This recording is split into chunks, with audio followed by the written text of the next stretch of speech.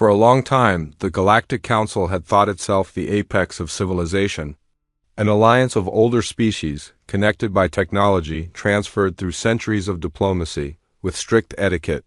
It dominated the established galaxy from the halls of polished marble circling calm core worlds. For them, the hierarchy was sacrificed for order. Divergence was unchangeable and unacceptable. As soon as Earth reached out to the Council, the response was filled with clinical curiosity, condescendingly referring to another Deathworld species.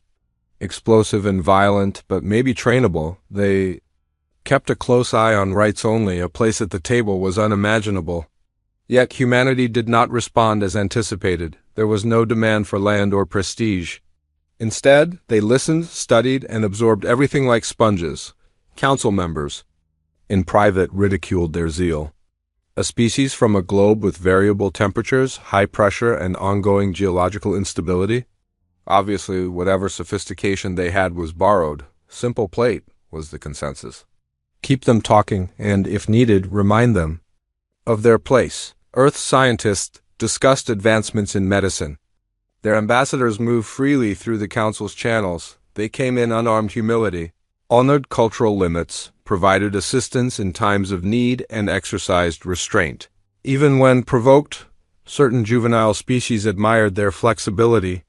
But the old guard thought it rudimentary imitation. One renowned psychotherapist stated, "They wear civilization like a piece of handcrafted clothing made from the skin of other species." That conceit had some justification. The Council had seen brutes before, other Deathworlders who rose and fell quickly, overcome by their own natural inclinations, but there was something unique about Earth. Their biology alone was redundant to the point of being unnerving. Immunological systems, organs designed for extremes, neurological networks forged in microbiological hellscapes resistant to psychic intrusion. They withstood environmental extremes with terrifying ease. Their pre-space flight war records, stretching back millennia, were enough to cause concern internally. The Council choked it up to barbarism. They believed civilized species had grown beyond that. Yet Earth's requests kept coming. Too many inquiries. Quantum inertia, deep light mechanics, space logistics. Always courteous, always within restrictions. But the questions were sharp, surgical, and increasingly precise. Council engineers took note, but dismissed it.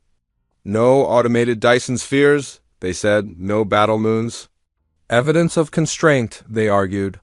But behind closed doors, a few voices whispered concerns. Earth wasn't being passive. They were being patient. Subtle trade agreements.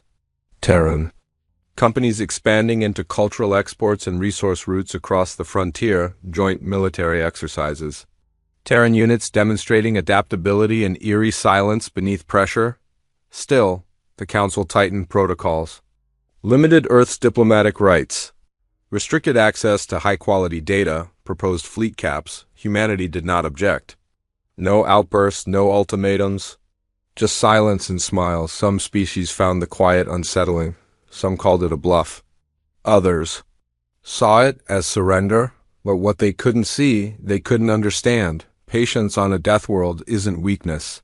It's survivability. Earth's atmosphere could shift to poison. Predators could become invisible.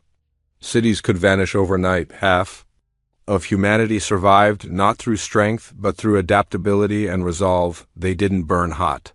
They smoldered, changing with time. And by the time the Council realized what was happening, it was too late. Terran-built relay stations silently served as the backbone of interspecies communication. Their AI-optimized logistics chains ran entire systems. Their language became a second tongue in Council offices. Earth had woven itself into the galactic infrastructure quietly, efficiently, without ever expanding its military footprint. They became the background hum. The static noise tolerated by all. But some saw the storm cloud looming. Every species has a threshold. And even if humanity played by the rules, they were rewriting the rulebook the entire time, not for conquest, not for power, but simply because they could. That capability coded in courtesy is what made them dangerous, but the Council ignored the warnings. Until it was too late. It began with a relay station going silent. Then a Terran colony vanished. No atmosphere. No survivors. 400,000 people gone. Official reports called it a geochore collapse. Earth's I disagreed. Blast signatures matched a Council-affiliated orbital platform. The denial was immediate and predictable. Rogue elements, they claimed. Earth responded with silence. For 12 hours, nothing, then a quiet intercept. Council members recorded in private discussing containment, deliberate provocations, the need to stall Earth's influence. That message was forwarded directly to Terran Central. No threats were issued. No demands were made, and yet, in strategic command rooms, no one asked if there would be a response. Only how. Because when Earth moves, it doesn't make noise. It makes history. This wasn't a military action, it was a message. The response wasn't a retaliation. It was a conclusion. When Earth shattered the silence, it did so with a single declaration. The game is finished. Within the hour, across every Terran embassy, lockdowns began, civilians evacuated. Frontier trade was rerouted, transport lanes halted, and Terran fleet formations began to shift. These weren't random. They were convergence patterns pre-calculated years in advance. No threats. No announcements. Just movement, silent, absolute. There was no light in the initial retaliation. Fortified Carolean weapons depot deep in sovereign space was reduced to molten crater by a kinetic orbital strike. No warning. No survivors. Then came the second strike. 3 Council data vaults scrubbed clean in silence. Terran sleeper code implanted years ago unlocked everything. Their contents spilled across public networks, a history of Council war crimes and internal manipulations. The third strike didn't even get credited to Earth. 4 senior councilors suffered simultaneous cardiac arrest during a private meeting. No proof, no trace, just timing, and with that, fear erupted, emergency sessions, red alerts. War protocols were triggered, but Earth wasn't negotiating, they weren't attacking. They were erasing, not with rage. With precision, trade collapsed. Communications went dark. Whole sectors blinked out. Earth didn't target civilians. They dismantled infrastructure surgically. No room left for retaliation, only quiet. Council leaders begged for talks, offered reparations, asked for diplomacy. Terran forces didn't reply. They didn't need to. The silence was their answer, civil. Wars, rebellions, insurgencies, the Council had faced all that.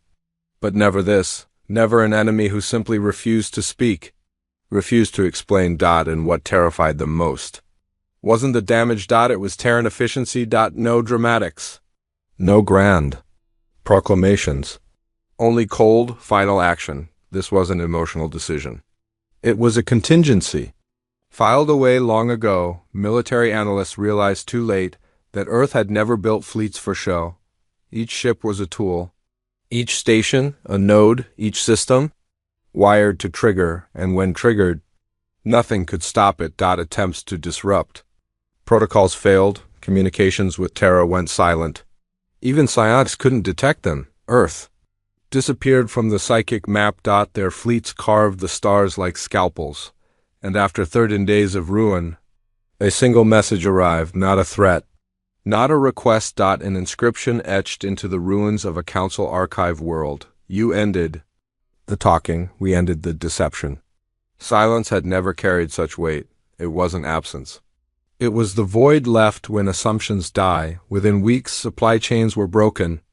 Council officials, once untouchable, were stranded, dead, or irrelevant. This wasn't chaos. It was methodical collapse. Systems, once thriving under Council rule, reverted to planetary control. Not by Terran demand, but because Terran strikes removed only what was essential to control, command nodes gone.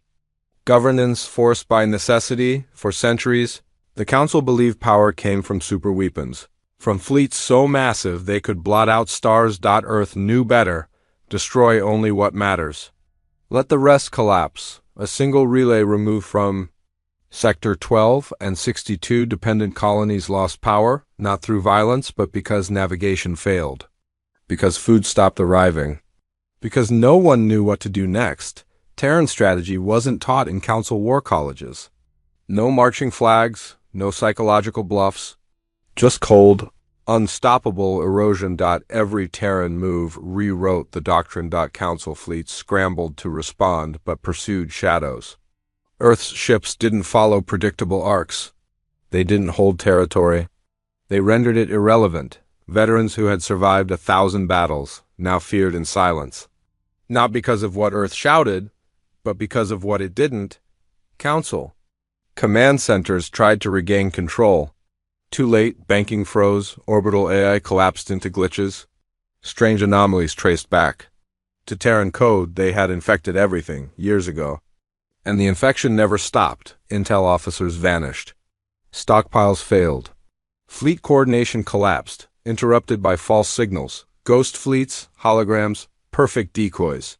Human design misdirection, and no one could say how deep it went. Earth had disguised its reach so well, even ground-level allies didn't know. Terran diplomats had vanished. Some presumed dead. Others working in shadows, but Earth no longer cared about diplomacy. They had offered peace. The warnings were ignored. Now, they weren't bargaining. They were demonstrating the cost of hubris. They could have destroyed entire species. But they didn't. They dismantled only those who had fought them. Some species splintered off, condemned the Council, offered Earth aid. Earth didn't thank them, didn't praise them. They said only one thing: adapt and survive. The galaxy is now yours. That message spread faster than any weapon. It wasn't a claim. It was a release. Earth had no desire to govern. They dismantled the central spine, then walked away. The myths began almost immediately, not through propaganda, but through whispers, broken trade lines, and burning records. Deathworlders hadn't attacked in anger. They had simply stopped being polite. And when the galaxy remembered what had happened, it wasn't fire